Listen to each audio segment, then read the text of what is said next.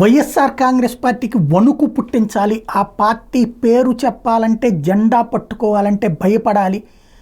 పట్టుకున్నటువంటి వాళ్ళందరినీ ఏదో ఒకటి చేస్తే కానీ ఆ భయం ఉండదు అన్నటువంటి తెలుగుదేశం పార్టీ ప్రయత్నం. అందులో భాగంగా జరుగుతున్న తాజా దాడులు, పొంగనూరులో అర్ధరాత్రి పూట ఇండోర్ స్టేడియం కూల్చివేయడం ఒక ఎత్తు అయితే, ఇంకా దాడులు అన్నటువంటిది కొనసాగుతూనే ఉన్నటువంటి, అందులో రకరకాలైనటువంటి సంఘటనలు చోటు చేసుకుంటూ ఉన్నాయి. ఎక్కడెక్కడో జరుగుతున్నటువంటి పరిణామాలు ఇప్పుడు పెద్ద ఎత్తున చర్చకు తీసుకొస్తోంది సాక్షి కూడా లేకపోతే ఆ గొడవలన్నీ బయటకు కూడా వచ్చేటటువంటి పరిస్థితి అయితే ఉండదనుకుంటాను. కంటిన్యూస్గా జరుగుతున్నటువంటి విధ్వంసాలు, విజయనగరం జిల్లా కోనాడలో వైఎస్ రాజశేఖర రెడ్డి విగ్రహం ధ్వంసమైంది. కోనసీమ, ఏలూరు, పశ్చిమ గోదావరి జిల్లాలో శిలాఫలకాల ధ్వంసం కొనసాగింది.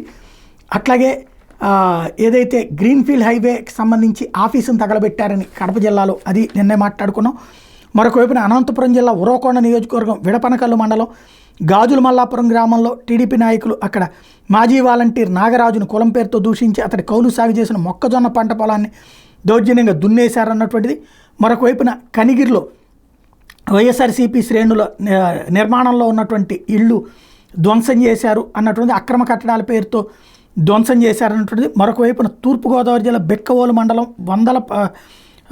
పందలపాక గ్రామంలో వైఎస్ఆర్సీపీ సానుభూతులు చెందిన రేకుల షెడ్లను పంచాయతీ వాళ్ళు నిర్దాక్షిణ్యంగా కూల్చేశారు. గ్రామంలో చెరువు గట్టు మీద 11 మంది షెడ్లు నిర్మించుకుని ఎన్నేళ్లుగా చిన్న వ్యాపారం చేసుకుంటూ జీవిస్తుంటే వాటిని ధ్వంసం చేశారు.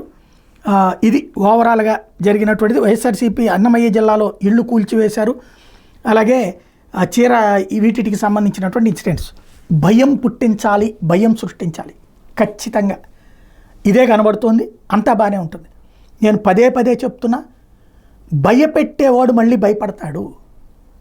భయం అన్నటువంటిది ఒకడికి శాశ్వతం కాదు, అది గుర్తుపెట్టుకోవాల్సిన అంశం.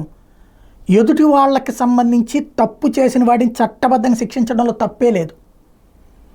చట్టాన్ని చేతుల్లోకి తీసుకుని శిక్షిస్తే చట్టం చుట్టమైతే, రేపొద్దున అవతల వాళ్ళు అదే పరిస్థితి చేస్తే, ఇవాళ వైసీపీ వాడు రోడ్డును పడితే రేపు తెలుగుదేశం వాళ్ళు రోడ్డును పడితే ఎవరు ఫైనల్గా? నాయకులు ఇళ్ళు ఏమైనా పోతాయా? నాయకులు ఇళ్ళు సేఫ్గా ఉంటాయి. పోయేది గ్రౌండ్ లెవెల్లో, అది గుర్తుపెట్టుకోవాల్సిన అంశం.